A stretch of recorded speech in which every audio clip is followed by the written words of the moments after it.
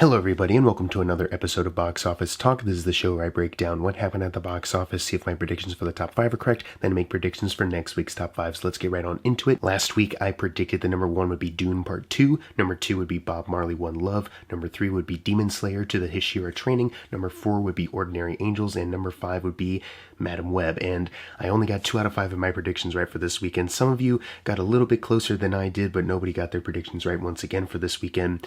Not really much of an upset with the new Chosen release. I think I mentioned last week I didn't know how well the new episodes of The Chosen would do because it just didn't seem like The Chosen Fathom events were doing as well as they were at the start of this whole thing, of them releasing episodes in theaters. Also, I didn't know how well something else was going to hold over, so let's just dive right on into what happened in the overall top 10. Number 1 was, in fact, Dune Part 2. That was obviously very correct. I think what I was saying a couple videos ago is that, because of the hype surrounding this film, it's not just the same as how it was the first time around. The audience has kind of grown. People have really loved that movie, and people are also desperate for a big movie right now, especially one with this level of skill and craft behind it. I think that's one of the key things too, is that it doesn't feel like it's just another one of these. It's a spectacle, you know what I mean? It's like a new event movie to go see. So obviously the audience this time around was even bigger. The interest is even higher. And I do feel like next weekend, despite it opening against Kung Fu Panda 4, which previous 3 films have been box office hits,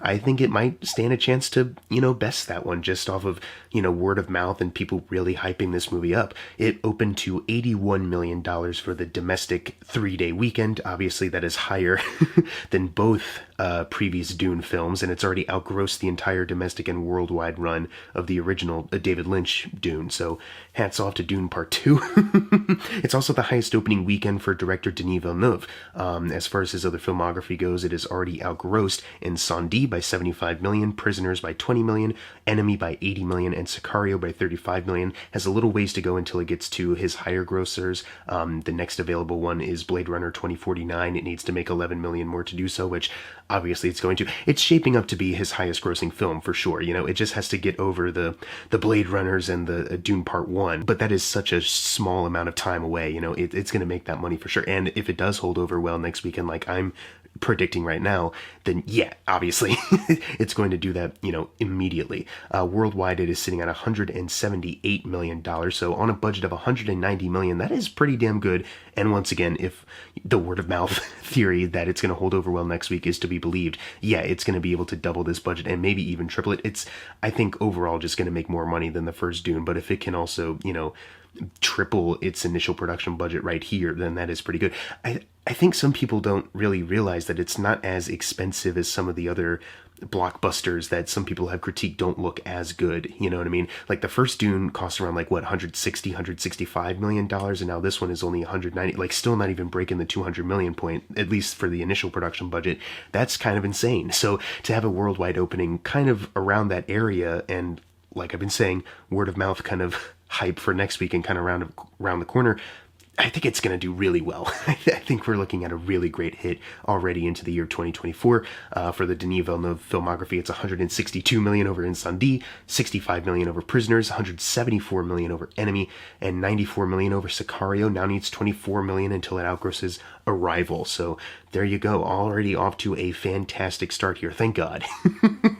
After the catastrophe that was Madam Web and just the dry kind of new release season that we've been in, we needed a big hit, and thank God for this. Kind of also feeds into my theory that despite Kung Fu Panda 4 being around the corner, I think this one will still give it a little bit of a run for its money, just based off of just how much of a big splash it's making here. Number 2, we have Bob Marley One Love making $7 million, adding to a domestic total of $82 million. Worldwide, it is sitting at $146 million, so it has officially doubled its initial production budget of $70 million, and it's made $6 million over that doubling point. If it gets to $210 million, good on it. It's already kind of looking like, despite it kind of opening pretty well, it's already kind of looking like it's slowing down a bit. I mean, it took them 3 weekends to double its production budget, so I don't know if it will at least immediately get to 210 and triple that budget. But hey, this is already the director's highest grossing film of his career. It beat Madam Web at the box office. I don't know I don't know if you can write this off as just, another movie that has come and gone. It's kind of, it may not be the movie that you remember by the end of the year, but, for right now, it's done pretty well for itself, at least for its own goals. Number 3, we have Ordinary Angels holding over, decently. It didn't really make a lot of money last weekend, and it's only holding over well because there's so little interest in everything else in this top 10, which we'll get to, but it made $3.8 million, adding to a domestic total of $12 million. There's still no worldwide total to bump it up, so it's still a little behind its initial production budget of $13 million. But, if it continues to hold over, and if a worldwide total eventually does come in, then maybe they will double this budget. But I don't know, man. Shit, why would you go see this when you can go see Dune? Number 4 is Madam Web. Here we go. Making $3.2 million this weekend, adding to a domestic total of $40 million. It is still behind Morbius, this time by $33 million, and then worldwide it is sitting at $91 million. So, a slight little bit of a bump up, but it is still behind Morbius there by $71 million. So it is still not yet cracked $100 million at the worldwide box office. It is nowhere close to doubling its budget yet, but at least it made $11 million over the initial production budget of $80 million. But the fact that it isn't there domestically, like that's worldwide. Usually it's like domestically you can cross over the initial production budget, but worldwide you want to double it. I think that's kind of the rule for this kind of thing for like a medium budget blockbuster. So yeah, this is not great. That domestically you're still struggling for a movie like this, a comic book movie that usually reigns supreme. They're still struggling to cross the initial production budget domestically of all places. Number 5 is The Chosen, Season 4, Episodes 7 through 8. This is the new episodes that I was telling you about. So yeah, a little bit of an upset as far as the top 5 predictions, but like I was also kind of predicting, it's not going to make huge waves. And yeah, here it is at number 5, making $3.1 million. That adds to a domestic total of $3.9 million. So there you go. Maybe the combined totals would be an interesting thing to look at. Like, here's how much episodes 1 through 3 made, or here's how much 4 through 6 made. That might be interesting. I'm not going to do that, though. I'm not going through that extra work for The Chosen, Season 4 specifically.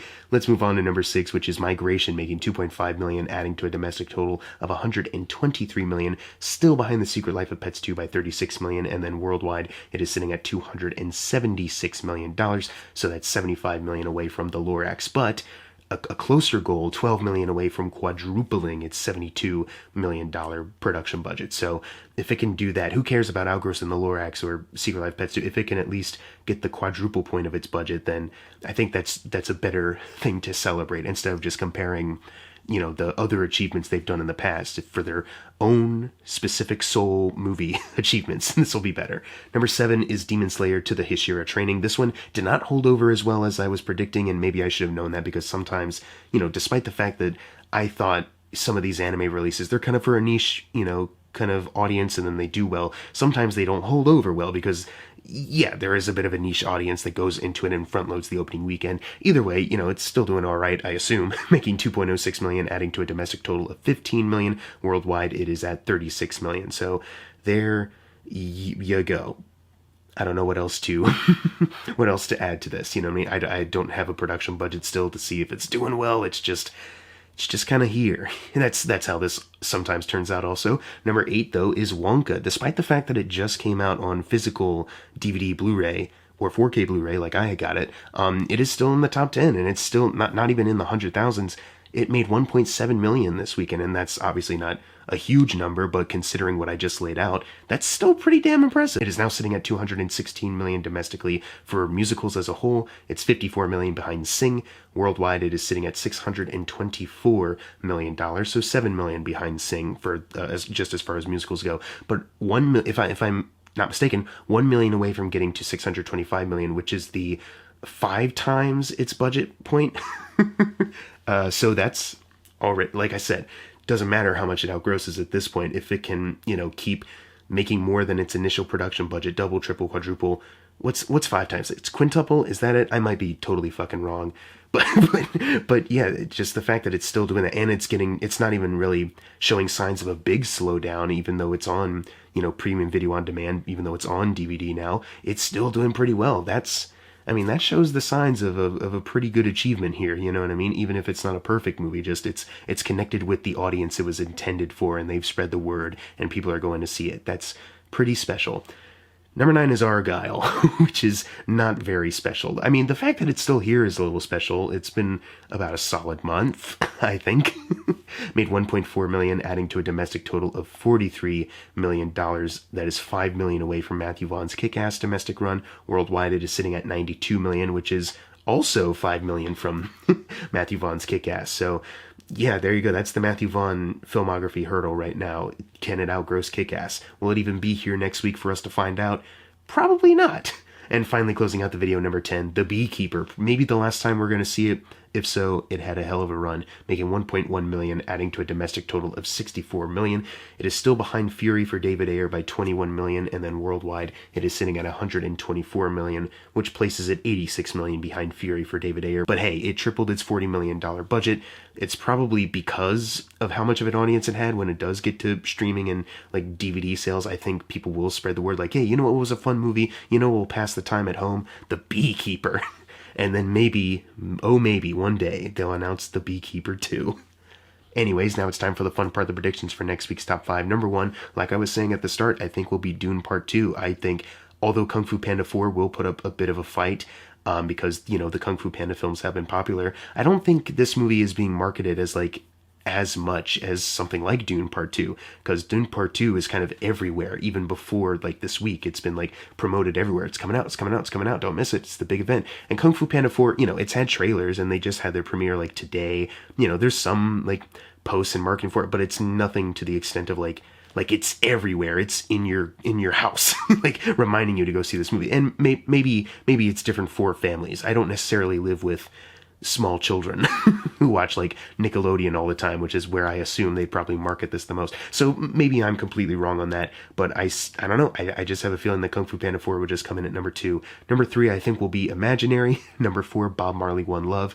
And then number 5, Ordinary Angels. But what are your predictions for next week's top 5? Leave them in the comments below. And as always, thank you guys for watching. Make sure to subscribe. I'm Jackson Fulcher. See you guys next time.